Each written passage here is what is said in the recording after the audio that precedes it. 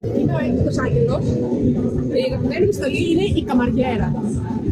Εγώ είμαι Ζωρό, αλλά δυστυχώς δεν είναι η καλύτερη στολή. Έχει μέσα μια καμαριέρα η οποία είναι πολύ σεξι.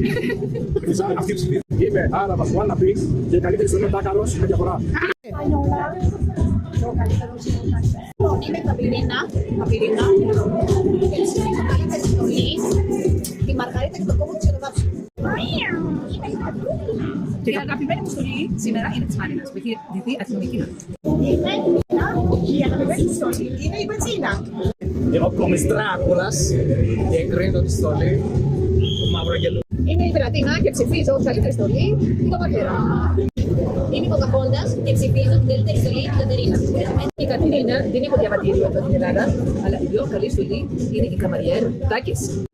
Είμαι η Φατιμίτη, αλλά η καλύτερη στολή είναι η καμαριέρα.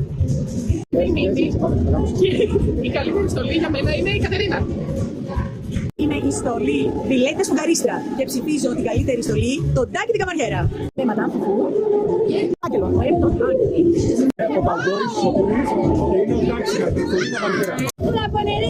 Και ποια είναι η καλύτερη στολή γενικά? Το δικό μου. Go. You are the best today. Me? Thank you, Mikey. The gangster. It's me. Κριτικά ίδρυψη. Απλώς ταπεινός συνεργάσιμος. Καλύτερο κόστούμι το φορούσε ο Τάκης. είμαι η διευθύντρια του ξενοδοχείου και δεν ψηφίσουν εμένα για καλύτερη στολή, αυτό θα είναι όλοι για 4 γράμματα. Τα τέσσερα είναι ο ΑΕΠ. Λοιπόν, είμαι υποψήφια για τη θέση της καμαριέρας του ξενοδοχείου και ψηφίζω για καλύτερη στολή εμένα.